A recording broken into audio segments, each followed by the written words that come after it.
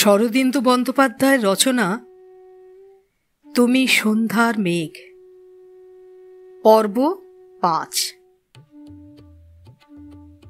জাতবর্মা ও বিগ্রহপাল যখন দুই নৌকায় দাঁড়াইয়া উচ্চকণ্ঠে বাক্যালাপ করিতেছিলেন, তখন বীরশ্রী অন্তরাল হইতে তাহা শুনিয়াছিলেন। স্বভাবতই তাহার মনে কৌতূহল জাগরুক হইয়াছিল। তারপর জাতবর্মা অন্য নৌকায় চলিয়া গেলেন এবং প্রকাণ্ড একটি মাছ লইয়া ফিরিয়া আসিলেন। মাছ দেখিয়া বীরশ্রীর মন আহ্লাদে ভরিয়া উঠিল। তিনি যতদিন পিত্রালয় ছিলেন মাছের স্বাদ জানিতেন না। বঙ্গাল দেশে বিবাহের পর মাছের মহিমা বুঝিয়াছেন। মাছ দেখিয়া তিনি নিজেই বলিলেন, কি সুন্দর পাকা রুই, আমি রাঁধব। জাতবর্মা বলিলেন, ভালো, তুমিই রাঁধো। আজ ও নৌকায় দুজনকে রাত্রে খেতে বলেছি। বীরশ্রী জিজ্ঞাসা করিলেন, ওরা কারা? জাতবর্মা অবহেলা ভরে বলিলেন, চেনা লোক, বলিয়া স্নানের জন্য প্রস্থান করিলেন। বীরশ্রী কিছুক্ষণ চোখ বাঁকাইয়া সেই দিকে তাকিয়া রহিলেন। তারপর ভৃত্যকে ডাকিয়া মাছটির আঁশ ছাড়াইয়া কুটিয়া রাখিবার জন্য ডিঙায় পাঠাইয়া দিলেন। মধ্যাহ্ন ভোজের পর জাতবর্মা তাড়াতাড়ি পালঙ্কে শুইয়া পড়িলেন। অল্পকাল মধ্যে তাহার মৃদু মৃদু নাক ডাকিতে লাগিল। বীরশ্রী মনে মনে হাসিয়া রইঘরের ছাদে চুল শুকাইতে গেলেন। দ্বীপ্রহরের রৌদ্র একটু কড়া বটে, কিন্তু পালের আওতায় বসিলে গায়ের রোদ লাগে না, কেবল মধুর উত্তাপটুকু পাওয়া যায়। নিঝুম মধ্যাহ্নে চারিদিক তন্দ্রাচ্ছন্ন। অন্য নৌকাটা আবার পিছাইয়া পড়িয়াছে। পাটালিপুত্র হইতে ওই নৌকা তাহাদের পিছু লইয়াছে। উহাতে কে যাইতেছে? জাতবর্মা চেনা লোক, সুতরাং কখনোই তাহারা সামান্য লোক নয়। বীরশ্রীর মনে পড়িল ২ মাস পূর্বে মৃগয়া হইতে ফিরিয়া জাতবর্মা তাহাকে ভাষা ভাষাভাবে পর্যটনের কাহিনী শুনাইয়াছিলেন। মৃগয়া যে প্রকৃতপক্ষে মৃগয়া নয়, মগধ আক্রমণের ছল, তাহাও বলিয়াছিলেন। বিক্রমশীল বিহার, পিশাচের দৌরাত্ম্য, মহারাজা নয়পাল, যুবরাজ বিগ্রহপাল, সব কথা বীরশ্রী মন দিয়া শোনেনও নাই, বুঝিবার চেষ্টাও করেন নাই। বহুদিন পরে স্বামীকে পাইয়া অন্য সব কথা অবান্তর হইয়া গিয়াছিল। পরম প্রাপ্তির মধ্যে কৌতূহলও ডুবিয়া গিয়াছিল। কিন্তু ওই নৌকায় কাহারা যাইতেছে? জাতবর্মা উহাদের পরিচয় গোপন করিবার চেষ্টা করিতেছেন কেন? নিশ্চয় কোনো রহস্য আছে। চুল শুকাইলে বীরশ্রী নিচে গেলেন। জাতবর্মা শয্যায় পূর্ববৎ শুইয়া আছেন। তাহার শয়নের ভঙ্গি দেখিয়া সন্দেহ হয় কপট নিদ্রা। বীরশ্রী তাহার পায়ের তলায় অতি কোমলভাবে অঙ্গুলি বুলাইয়া দিলেন। জাতবর্মা ধর্মর করিয়া উঠিয়া বসিলেন। বীরশ্রী মধুর হাসিয়া বলিলেন, পদসেবা করছিলাম। পতির পদসেবা করা সতীর ধর্ম। জাতবর্মা গলার মধ্যে একটি শব্দ করিয়া আবার শয়নের উপক্রম করিলেন। বীরশ্রী কিন্তু তাহাকে শুইতে দিলেন না। ২ বাহুর মধ্যে কণ্ঠ জড়াইয়া ধরিয়া খাড়া রাখিলেন। বলিলেন, এবার কিন্তু কানে কাঠি দেব। মটকা মেরে শুয়ে থাকলেই কি আমার হাত এড়াতে পারবে? জাতবর্মা যেন ঈষৎ সচেতন হইয়াছেন এমনি ভাবে হাই তুলিবার চেষ্টা করিয়া বলিলেন, কি হয়েছে? বীরশ্রী বলিলেন, হয়নি কিছুই। ওরা কারা? সত্যি কথা বলো, সহধর্মিণীর কাছে মিথ্যা কথা বলতে নেই। জাত বর্মা অবাক হইয়া বলিলেন, ওরা? কাদের কথা বলছো? আহা, কিছুই যেন জানেন না। ওই নৌকার ওরা। ও, ওদের কথা বলছো? বলছি তো, ওরা চেনা লোক। চেনা লোক তো বুঝেছি, কিন্তু তোমার সঙ্গে পরিচয় হলো কি করে? কোথায় পরিচয় হলো? বিক্রমশীল বিহারে দেখা হয়েছিল। বিক্রমশীল বিহারে তো ভিক্ষুরা থাকে। এরা কি ভিক্ষু? না, এরা মানে বণিক, শ্রেষ্ঠী। স্বয়ংবর উপলক্ষে ত্রিপুরীতে বাণিজ্য করতে যাচ্ছে। নাম কি? বীরশ্রী শুধালেন। নাম ঠিক মনে পড়ছে না। জাত বর্মা মাথা চুলকাইতে লাগিলেন। এত চেনাশোনা আর নাম মনে পড়ছে না? হ্যাঁ হ্যাঁ, মনে পড়েছে, জাত বর্মা বললেন। বিক্রম পাল। বীরশ্রী বিশ্বাস করিলেন না। জাত বর্মার ভাবভঙ্গিতেই স্পষ্ট বোঝা যায় যে তিনি সত্য গোপন করিতেছেন। বীরশ্রী তখন বৃথা তর্ক ত্যাগ করে জাত বর্মাকে শয্যার উপর চিৎ করিয়া ফেলিলেন এবং নানা প্রকার উৎপীড়ন আরম্ভ করিলেন। ঘটয় ভুজ বন্ধনম, জনয় হ্রদ খণ্ডনম। কবি জয়দেব এই জাতীয় উৎপীড়নের বিশদ বর্ণনা দিয়া গিয়াছেন। যুগ যুগ ধরিয়া প্রেমবতী যুবতীরা পতিদেবতাদের এইভাবে নির্যাতন করিয়া আসিতেছেন, কিন্তু কেহ কিছু বলে না। জাত বর্মা বেশিক্ষণ এই নির্যাতন প্রতিরোধ করিতে পারিলেন না। বলিলেন, আচ্ছা, বলছি বলছি, বলো, শীঘ্র বলো, নইলে। বলছি বলছি। অতঃপর শান্তি স্থাপিত হইল। দুজনে পাশাপাশি শয়ন করিলেন। জাত বর্মা সত্য কথা বলিতে আরম্ভ করিলেন। লক্ষ্মীখণ্ডের মগধ অভিযান হইতে আজ প্রাতঃকালের ঘটনা পর্যন্ত সমস্তই প্রকাশ পাইল। শুনিয়া বীরশ্রী শয্যায় উঠিয়া বসিয়া বিস্ময়াহত নেত্রে স্বামীর মুখের পানে চাহিয়া রইলেন। বলিলেন, বাবা এই কাণ্ড করেছেন? জাত বর্মা বলিলেন, করেছেন। এখন বলো, এ প্রস্তাবে তোমার অমত আছে? বীরশ্রীর মন সম্পূর্ণরূপে যৌবনশ্রীর হরণ প্রস্তাব সায় দিয়াছিল, কিন্তু যুবতীরা কোনো কালেই এক কথায় কোনো প্রস্তাবে সম্মত হন না। বীরশ্রী ত্রস্ত চুলগুলিকে জড়াইয়া কুণ্ডলি পাকাইতে পাকাইতে গূঢ় হাসিলেন। বলিলেন, আগে মানুষটিকে দেখি। অনন্তর বেলা পড়িয়া আসিতেছে দেখিয়া বীরশ্রী কোমরে আঁচল জড়াইয়া মৎস্য রন্ধনের জন্য প্রস্তুত হইতে লাগিলেন। নদীর মাঝখানে মকর পৃষ্ঠের মতো একটি লম্বা বালুচর জাগিয়া উঠিয়াছে। সূর্যাস্ত হইলে জাত বর্মা এই চরের পাশে নৌকা ভিড়াইলেন। বিগ্রহপালের নৌকা এক রশ্মি পেছনে পাল নামাইল। আজ রাত্রিটা এই বালুচরের পাশেই কাটানো হইবে। তীরের চেয়ে নদীর মধ্যস্থিত চর অধিক নিরাপদ। রাজহংস জাতীয় জলচর পাখিরাও রাত্রে নদী তীরে বাস করে না, এইরূপ চরে আসিয়া রাত্রি যাপন করে। নৌকা বাঁধা হইলে বিগ্রহপাল অনঙ্গকে বলিলেন, আয় অনঙ্গ, একটু বালির ওপর বেড়াই। মনে হচ্ছে কতদিন মাটিতে পা দিইনি। অনঙ্গ বলিল, তোকে তো ও নৌকায় নেমন্তন্ন খেতে হবে।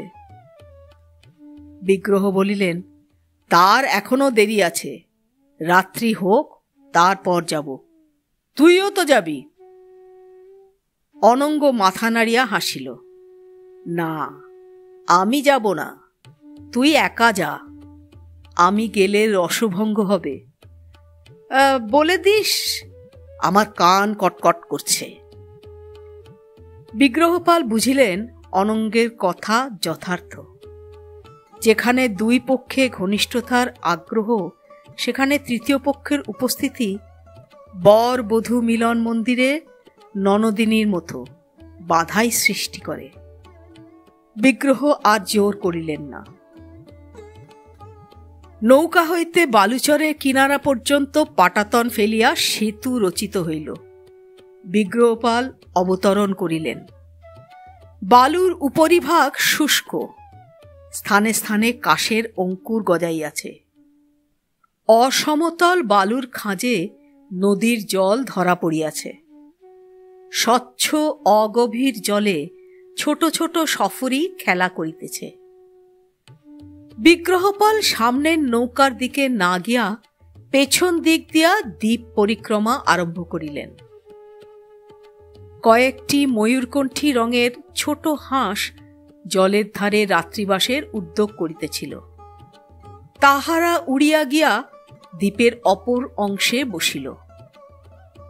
একটি রসপুচ্ছ দীর্ঘজঙ্ঘ সারস মানুষের অভ্যাগমে বিরক্ত হইয়া অন্য দ্বীপের সন্ধানে উড়িয়া গেল।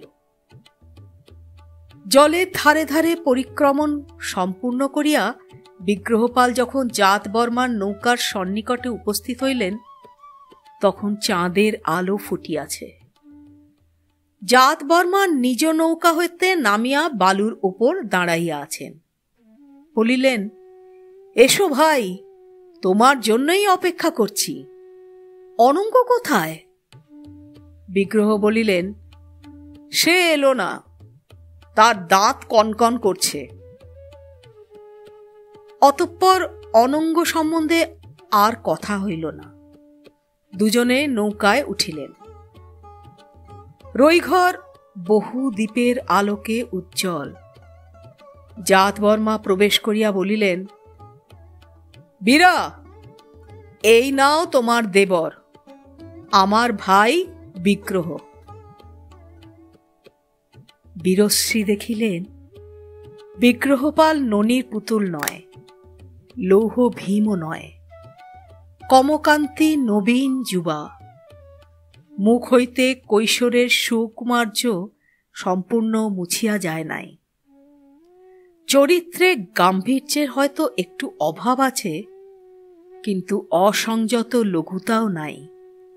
চোখের দৃষ্টি তীরের মতন ঋজু, অধরষ্ঠ কৌতুকের পুষ্পধেনু। বীরশ্রী তৃপ্তির নিঃশ্বাস ফেলিয়া মনে মনে যৌবনশ্রীকে বিগ্রহপালের পাশে দাঁড় করাইলেন। হ্যাঁ, দিব্য মানাইবে। বিগ্রহপাল দেখিলেন বীরশ্রী যেন মূর্তিমতী লক্ষ্মী।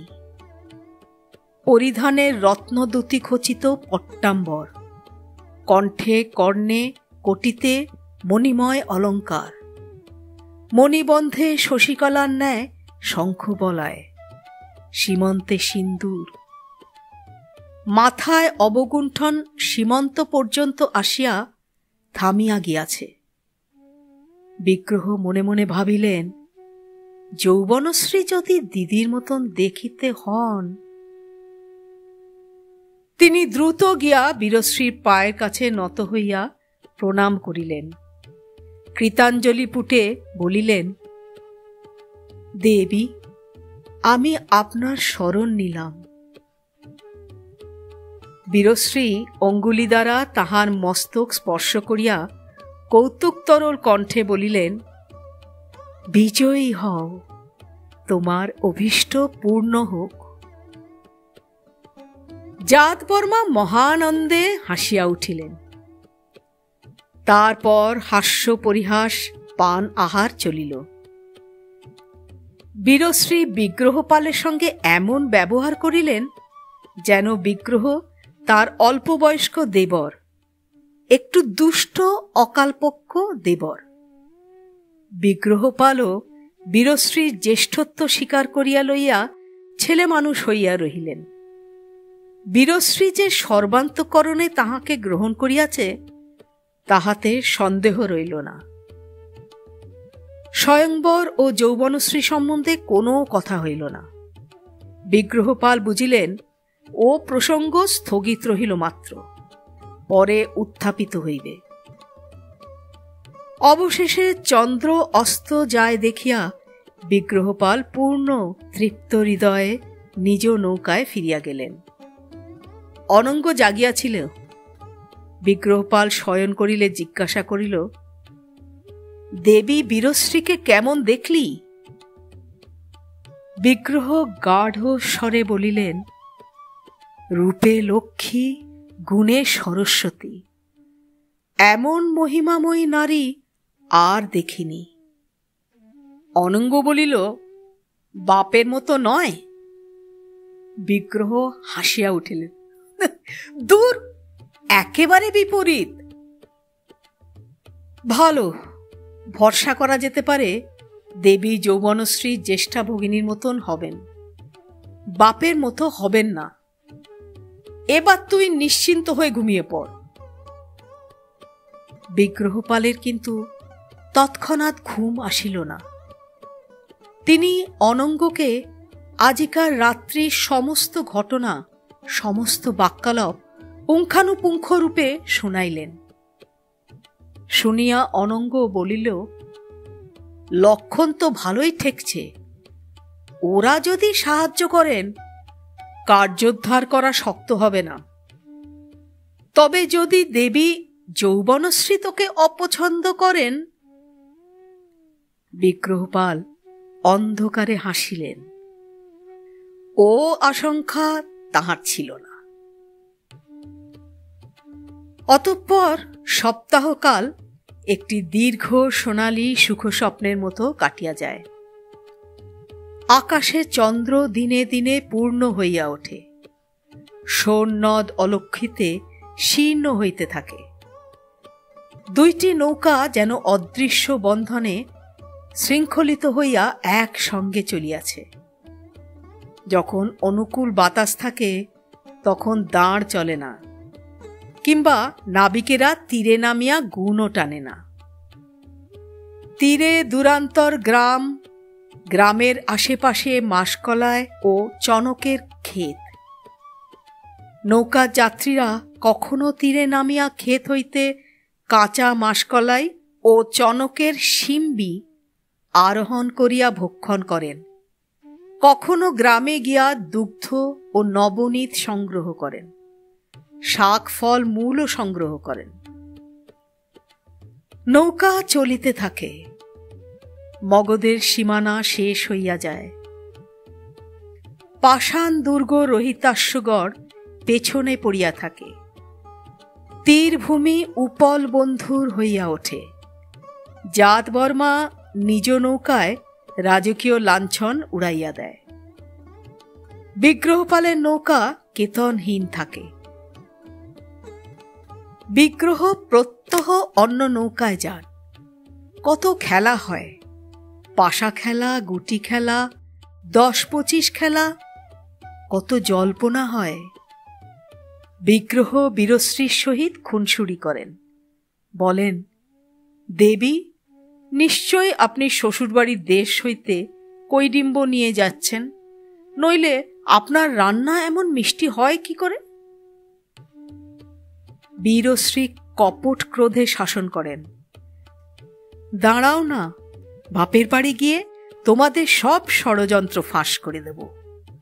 যৌবনশ্রীর কানে এমন মন্ত্র দেব, সে তোমার পানে ফিরেও চাইবে না। পরামর্শ সব ঠিক হইয়া গিয়াছে। বীরশ্রী গিয়া যৌবনশ্রীকে রাজি করাইবেন। তারপর স্বয়ংবরের পূর্বেই একদিন বিগ্রহপাল তাহাকে চুরি করিয়া লইয়া পলায়ন করিবেন। একেবারে নৌকায় তুলিয়া পাটালিপুত্র লইয়া যাইবেন। ঘরের ইঁদুর যদি বেড়া কাটে, কে কি করিতে পারে? লক্ষ্মীকর্ণ যখন জানিতে পারিবেন, তখন আর উপায় থাকিবে না। তখন তাহাকে বুঝাইয়া শান্ত করা সহজ হইবে। ষড়যন্ত্রকারীদের মনে আনন্দ আর উত্তেজনা, আহার বিহার, ক্রীড়া কৌতুকে দিন কাটিয়া যায়। অনঙ্গ মাছ ধরে, গান গায়, জাত বর্মা বাঁশি বাজান। দুই দিশারুর মধ্যেও ভাব হইয়াছে। জাত বর্মা দিশারুর নাম জটায়ু নয়, শুভঙ্কর। রাত্রে নৌকা বাঁধা হইলে তাহারা বালুতে নামিয়া পাশাপাশি বসিয়া মৃদু জল্পনা করে। তুমি কয়বার সমুদ্রে গিয়াছ? আমি কান্নকুজ্জে গিয়াছি, সুবর্ণভূমি দেখিয়াছি। আমি সিংহল গিয়াছি। সিংহলের মেয়েরা বড় কুৎসিত, কিন্তু অবশেষে অষ্টম দিনের পূর্বাহ্নে দূরে সোন নদের শেষ ঘাট দেখা গেল। সোন নদ এইখানে পাহাড় হইতে নামিয়া অপেক্ষাকৃত সমতল ক্ষেত্রে বহিতে আরম্ভ করিয়াছে। ইহাতে আগের নৌকা চলে না। ঘাটটি নদীর পশ্চিম তীরে। জাত বর্মা নৌকোযোগে আসিতেছেন এ সংবাদ পূর্বেই ত্রিপুরীতে পৌঁছাইয়াছিল। রোহিতাশ্বগড়ে লক্ষ্মীকর্ণদেবের একজন গূঢ় পুরুষ ছিল। সে নৌকা যাইতে দেখিয়াছিল। নৌকার শীর্ষে কেতন চিনিয়াছিল। বেগবান অশ্বে চড়িয়া সে লক্ষ্মীকর্ণকে জানাইয়াছিল। কথাটা এমন কিছু গোপনীয় নয়, তাই রাজপুরী হইতে ক্রমশ নগরে বিস্তার লাভ করিয়াছিল। স্বয়ংবর উপলক্ষে প্রথম আসিলেন রাজজামাতা। তিনিও কি স্বয়ংবর সভায় বসিবেন নাকি? নাগরিকদের মধ্যে নানাবিধ জল্পনা আরম্ভ হইয়াছিল। বলা বাহুল্য, স্বয়ংবরের কথাটা এখন আর গোপন নাই। রাজপ্রাসাদের বিস্তীর্ণ পুরভূমিতে মণ্ডপ নির্মাণ আরম্ভ হইয়া গিয়াছে। জাত বর্মার নৌকা বেলা দ্বীপ্রহরে যখন ঘাটে আসিয়া লাগিল, তখন লক্ষ্মীকর্ণ ও যৌবনশ্রী ঘাটে উপস্থিত আছেন। লক্ষ্মীকর্ণ কন্যা জামাতাকে আগ বাড়াইয়া লইয়া আসিয়াছেন, সঙ্গে অনেক অশ্বারোহী রক্ষী। যৌবনশ্রী দিদিকে দেখিবার জন্য উৎসুক ছিলেন। তিনিও পিতার সঙ্গে রথে আসিয়াছেন। আর একজন লক্ষ্মীকর্ণের সঙ্গে আসিয়াছে, তাহার নাম লম্বোদর। কথিত আছে গুপ্তচর রাজাদের কর্ণ। লম্বোদর ছিল মহারাজ লক্ষ্মীকর্ণের কর্ণ, সকল সময় তাহার কাছে থাকিত। জাত বর্মা ও বীরশ্রী নৌকা হইতে অবতরণ করিলে লক্ষ্মীকর্ণ কন্যার মস্তক আঘ্রাণ ও জামাতাকে আলিঙ্গন করিলেন। যৌবনশ্রী ঈষৎ লজ্জিতভাবে একটু দূরে দাঁড়াইয়াছিলেন। বীরশ্রী ছুটিয়া তাহার কাছে গেলেন, বলিলেন, উমা যৌবনা, তুই এত বড় হয়েছিস? দুই ভগিনী পরস্পর কণ্ঠলগ্ন হইলেন। 3 বৎসর পরে সাক্ষাৎ। বিবাহের পর বীরশ্রী যখন পতিগৃহে যান, তখন যৌবনশ্রীর বয়স ছিল 14 বৎসর। ওদিকে শ্বশুর ও জামাতার মধ্যে কথা হইতেছিল। কুশল প্রশ্নের পর নৌকা সম্বন্ধে লক্ষ্মীকর্ণের অনুসন্ধিৎসার উত্তরে জাত বর্মা বলিতেছিলেন, ও দ্বিতীয় নৌকাটি আমার নয়, পাটালিপুত্র থেকে ওরা আমার সঙ্গে সঙ্গে এসেছে। পাটালিপুত্রের নামেই লক্ষ্মীকর্ণের কান খাড়া হইল। বলিলেন, পাটালিপুত্র? ওরা কারা জানো? জাত বর্মা তাচ্ছিল্য ভরে বললেন, বণিক, স্বয়ংবর উপলক্ষে ত্রিপুরীতে বাণিজ্য করিতে এসেছে। লক্ষ্মীকর্ণের সন্দেহ দূর হইল না। বিগ্রহপালের নৌকা ঘাটের অন্য প্রান্তে বাঁধা হইয়াছিল। তিনি ভ্রুকুটি করিয়া সেই দিকে চাহিয়া রইলেন। এই সময় রইঘর হইতে অনঙ্গ বাহির হইয়া আসিল এবং উৎসুক নেত্রে ঘাটের জনসমাবেশ দেখিতে লাগিল। তাহার পরিধানে মহার্ঘ বেশ, মাথায় পাগ, পায়ে ময়ূরপঙ্খী পাদুকা। বিগ্রহপাল কিন্তু বাহিরে আসিলেন না। লক্ষ্মীকর্ণ তাহাকে দেখিয়া ফেলিলেই সর্বনাশ। লক্ষ্মীকর্ণ কিয়ৎকাল বিরাগপূর্ণ নেত্রে অনঙ্গকে নিরীক্ষণ করিয়া ঘাটের এদিক ওদিক দৃষ্টি ফিরাইলেন। লম্বোদর অদূরে একটি নিম্ন বৃক্ষতলে দাঁড়াইয়া অচঞ্চল চক্ষে লক্ষ্মীকর্ণর পানে চাহিয়াছিল। তাহার সহিত চোখাচোখি হইতেই লক্ষ্মীকর্ণ শির সঞ্চালন করিয়া অনঙ্গকে দেখাইলেন। লম্বোদর একবার অনঙ্গর পানে চক্ষু ফিরাইয়া সপ্রশ্ন ভ্রু তুলিল, তারপর ঘাড় নাড়িল। অতঃপর লক্ষ্মীকর্ণ জামাতা ও কন্যাদের লইয়া ঘাটের বাহিরে গেলেন। ঘাট সংলগ্ন ভূমিতে ক্ষুদ্র একটি জনবসতি গড়িয়া উঠিয়াছে। কয়েকটি চালা ঘর, একটি বিপণী, 2-4টি গোশকট। এই পথে যে সকল যাত্রী যাতায়াত করে তাহাদের পথের প্রয়োজন মিটাইয়া ইহারা জীবন নির্বাহ করে। আজ সহসা রাজসমাগমে স্থানটি অনভ্যস্ত জনবাহুল্যে পূর্ণ হইয়া উঠিয়াছে।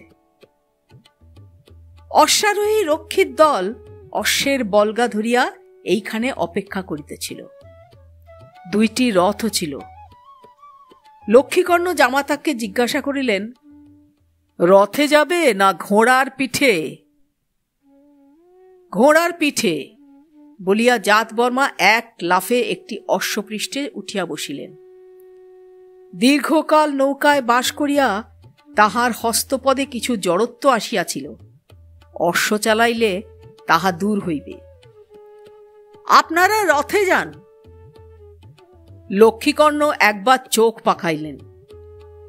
জামাতা বাবাজি বয়সে নবীন হইতে পারেন, কিন্তু তিনি কি মনে করেন লক্ষ্মীকর্ণ একেবারেই অথর্ব হইয়া পড়িয়াছেন? তিনি আর একটি অশ্বের পৃষ্ঠে উঠিয়া বসিলেন, বলিলেন, আমিও ঘোড়ার পিঠে যাব। কন্যাদের রথে আসিবার আদেশ দিয়া তিনি ঘোড়া চালাইলেন। অধিকাংশ রক্ষীর দল তাহার সঙ্গে চলিল। বাকি রথের অনুগমন করিবে বলিয়া রহিয়া গেল। যে 2জন অশ্বারোহীর অশ্ব জাতবর্মা ও লক্ষ্মীকর্ণ লইয়াছিলেন তাহারা অন্য রথে ফিরিবে। ঘাটের অঙ্গন প্রায় শূন্য হইয়া গেলে বীরশ্রী ও যৌবনশ্রী হাত ধরাধরি করিয়া রথের দিকে চলিলেন। রাজরথের বৃদ্ধ সারথি বীরশ্রীকে প্রণাম করিল। বীরশ্রী আবদার করিয়া বলিলেন, সম্পদ, আমি রথ চালাব। বৃদ্ধ সম্পদ চক্ষু মুদিয়া দন্তহীন হাসিল।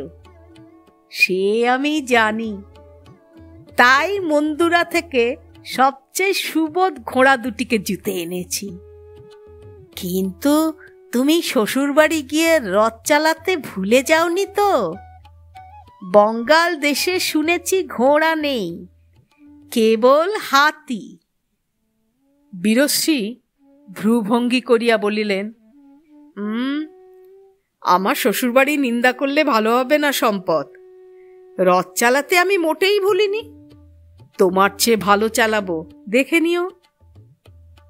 সম্পদ আবার চক্ষু কুঞ্চিত করিয়া হাসিল। আচ্ছা আচ্ছা, তোমরা 2 বোন আমার রথে চড়ো, আমি পেছনের রথে থাকব। 2 ভগিনী রথে চড়িতে উদ্যত হয়েছেন, এমন সময় একটি শব্দ তাহাদের কানে আসিল। বম শঙ্কর, বম বম শঙ্কর। 2 জনে চকিত হইয়া ফিরিয়া চাহিলেন। অদূরে বৃহৎ অশ্বত্থ বৃক্ষের তলে প্রস্তরের চক্রবেদী, তাহার উপর বসিয়া আছেন এক সন্ন্যাসী। মাথায় সর্পিল জটা মুখে গাঢ় ভস্য প্রলেপ, কটিতে ব্যাঘ্র চর্ম। মেরুযষ্টি কঠিন করিয়া তিনি পদ্মাসনে বসিয়া আছেন এবং গালবদ্ধ করিতেছেন, বম বম বম। বীরশ্রী বলিলেন, উমা, সন্ন্যাসী! আয় ভাই, সন্ন্যাসী ঠাকুরকে প্রণাম করি। দুই বোন অশ্বত্থ বৃক্ষের দিকে চলিলেন। ওদিকে অনঙ্গ নৌকায় দাঁড়াইয়া দেখিতেছিল। লক্ষ্মীকর্ণ ও জাতবর্মা ঘোড়ায় চড়িয়া চলিয়া যাইবার পর সে বিগ্রহপালকে ডাকিল। বিগ্রহ রইঘর হইতে বাহির হইয়া আসিলেন। তাহার পরিধানে সাধারণ বেশভূষা, রাজপুত্র বলিয়া মনে হয় না। ধরা পড়িবার আশঙ্কা আর নাই দেখিয়া তিনিও নৌকা হইতে ঘাটে নামিলেন। নির্লিপ্ত লম্বোদর যে নিম্নতলে দাঁড়াইয়া আছেন তাহা কাহারও চোখে পড়িল না। বীরশ্রী ও যৌবনশ্রী ভক্তি ভরে বেদীর উপর মাথা ঠেকাইয়া প্রণাম করিলেন। সন্ন্যাসী হাত তুলিয়া আশীর্বাদ করিলেন, চির আয়ুষ্মতী হও, ভর্তার বহুমতা হও, স্বর্ণপ্রসূ হও। তাহার মুখে ভস্মাচ্ছাদিত প্রসন্নতা ক্রীড়া করিতে লাগিল। বীরশ্রী বলিলেন, ঠাকুর, আপনি সিদ্ধ পুরুষ, আমার এই বোনটি শীঘ্রই বিয়ে হবে, ওর করকোষ্ঠী একবার দেখুন না। যৌবনশ্রীর মুখখানি অরুণাভ হইয়া উঠিল। মনে যথেষ্ট কৌতূহল, কিন্তু সন্ন্যাসীর সম্মুখে হস্ত প্রসারিত করিতে লজ্জা করিতেছে। তখন বীরশ্রী জোর করিয়াই তাহার বা হাতখানি সাধুর সম্মুখে বাড়াইয়া ধরিলেন। সাধু যৌবনশ্রীর প্রসারিত করতলের দিকে একবার কটাক্ষপাত করিলেন, তারপর সম্মুখে ঝুঁকিয়া অভিনিবেশ সহকারে দেখিলেন। তাহার মুখে আবার ছাই ঢাকা হাসি ফুটিয়া উঠিল। তিনি যৌবনশ্রীর মুখের পানে মিটিমিটি চাহিয়া বলিলেন, রাজনন্দিনী, তোমার প্রিয় সমাগমের আর বিলম্ব নাই, অদ্যই তুমি ভাবী পতির সাক্ষাৎ পাবে। যৌবনশ্রী অবাক হইয়া সন্ন্যাসীর মুখের পানে চোখ তুলিলেন। বীরশ্রী সবিস্ময়ে বলিয়া উঠিলেন, হ্যাঁ, কি বললেন প্রভু? এই সময় বাধা পড়িল। সহসা পেছন হইতে একটি হাত আসিয়া যৌবনশ্রীর প্রসারিত করতলের উপর ন্যস্ত হইল। একটি মন্দ্রমন্থর পুরুষকণ্ঠ শোনা গেল, সাধু বাবা, আমার হাতটা একবার দেখুন তো। চমকিয়া যৌবনশ্রী ঘাড় ফেরাইলেন। রাজকন্যার হাতের উপর হাত রাখে কোন ধৃষ্ট? যে মুখখানি যৌবনশ্রী দেখিতে পাইলেন তাহাতে একটু দুষ্টুমি ভরা হাসি লাগিয়া আছে, আরো কত কি আছে। চোখে চোখে দৃষ্টি বিনিময় হইল। যৌবনশ্রীর দেহ একবার বিদ্যুৎ পৃষ্ঠের মতন কাঁপিয়া উঠিল। সবেগে নিঃশ্বাস টানিয়া তিনি একেবারে রুদ্ধশ্বাস হইয়া গেলেন। তাহার মুখ হইতে সমস্ত রক্ত নামিয়া গিয়া মুখ পাণ্ডুবর্ণ ধারণ করিল। তিনি নিজের প্রসারিত হাতখানি আগন্তুকের করতল হইতে সরাইয়া লইতে ভুলিয়া গেলেন। সন্ন্যাসী বিগ্রহপালের করকোষ্ঠী দেখিতেছিলেন। বলিলেন, বৎস, তুমি রাজকুলোদ্ভব। চুপ চুপ। বিগ্রহপাল সচকিতে চারিদিকে চাহিলেন। ভাগ্যক্রমে কাছে পিঠে কেহ নাই। বীরশ্রী বিগ্রহপালের এই হঠকারিতায় চমৎকৃত হইয়া গিয়াছিলেন। তাহার ভয় হইল, আর বেশিক্ষণ এখানে থাকিলে বিগ্রহ না জানি আরো কি প্রগল্ভতা করিয়া বসিবে। তিনি যৌবনশ্রীর হাত ধরিয়া টানিয়া লইলেন। বলিলেন, চল যৌবনা, আমরা যাই। তন্দ্রাচ্ছন্নের মতো যৌবনশ্রী সেখান হইতে চলিয়া আসিলেন। বীরশ্রী রথে উঠিয়া অশ্বের বল্গা হাতে লইলেন। যৌবনশ্রী রথে উঠিবার আগেই আপনার আবেশে একবার পিছু ফিরিয়া চাহিলেন। প্রগল্ভ যুবক দুষ্টুমি ভরা মুখে তাহারই পানে চাহিয়া আছে। তিনি বিহ্বল ভাবে রথে উঠিয়া পড়িলেন। রথ চলিতে আরম্ভ করিল। বীরশ্রী বলিলেন, আশ্চর্য সন্ন্যাসী, বোধহয় তান্ত্রিক। যৌবনশ্রী উত্তর দিলেন না। রথের গতি ক্রমশ দ্রুত হইল। আরও কিছুক্ষণ চলিবার পর যৌবনশ্রী প্রথম কথা বলিলেন। সম্মুখ দিকে চক্ষু রাখিয়া ঈষৎ স্খলিত কণ্ঠে প্রশ্ন করিলেন, দিদি, ও কে? বীরশ্রী ভগিনীর প্রতি একটি তির্যক দৃষ্টি হানিলেন। তাহার অধর প্রান্ত একটু স্ফুরিত হইল। যেন কিছুই বুঝিতে পারেন নাই, এমনভাবে বলিলেন, কার কথা বলছিস? সন্ন্যাসী ঠাকুরের? যৌবনশ্রী একবার দিদির পানে ভৎসনাপূর্ণ দৃষ্টি ফিরাইলেন।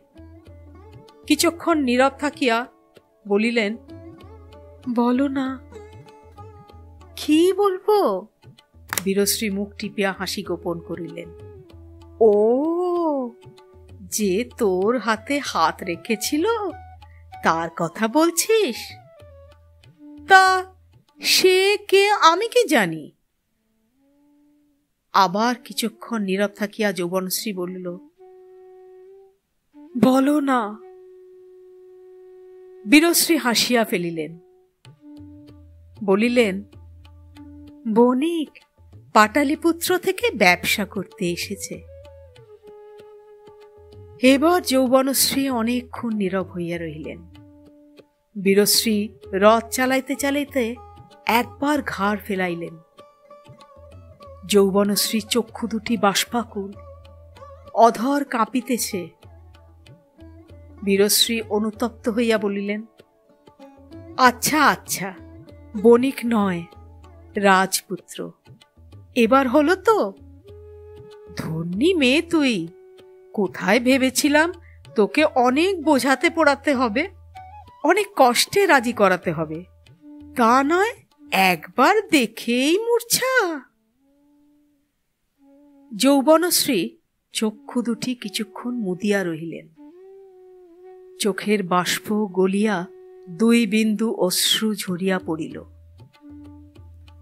একবার দেখিয়া নিজেকে হারাইয়া ফেলা সকলের জীবনে ঘটে না। মানুষের সহিত মানুষের প্রীতি বড়ই বিচিত্র বস্তু। কখনো দেখা যায় দীর্ঘ পরিচয়ের পর হঠাৎ একদিন মানুষ বুঝিতে পারিল ওই মানুষটি না থাকিলে জীবন অন্ধকার।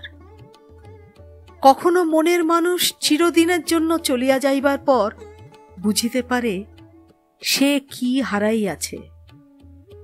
আবার কখনো মেঘমালার ভেতর হইতে তরিল্লতার মতো অজ্ঞাত অপরিচিত মানুষ হৃদয়ে শেল হানিয়া দিয়া চলিয়া যায়।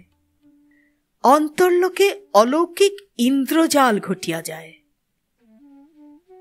যাহারা যৌবনোন্মেষের সঙ্গে সঙ্গে প্রণয়ের কথা চিন্তা করে, প্রেম লইয়া মনে মনে জল্পনা করে, তাহাদের পক্ষে প্রথম প্রেমের আবির্ভাব তেমন মারাত্মক নয়। কিন্তু যাহাদের মনের কৌমার্য ভঙ্গ হয় নাই, তাহাদের পক্ষে প্রথম প্রেম বিনা মেঘে বজ্রপাতের মতোই দারুণ। দুঃসহ জ্যোতিরুচ্ছ্বাসে চক্ষু অন্ধ হইয়া যায়। রাজকুমারীর যৌবনশ্রীর তাহাই হইয়াছিল। এরপর 6ষ্ঠ পর্বে। বন্ধুরা, একটি অনুরোধ, যদি চ্যানেলটি আপনার ভালো লাগে তাহলে আবেদন জানাই এই চ্যানেলটিকে সাবস্ক্রাইব করার আর তার সঙ্গে লাইক শেয়ার করার। এতে নিদারুণ আনন্দ পাব। আমার এই প্রচেষ্টা সার্থক হবে আপনাদের এই ভালো লাগার স্পর্শে। ধন্যবাদ।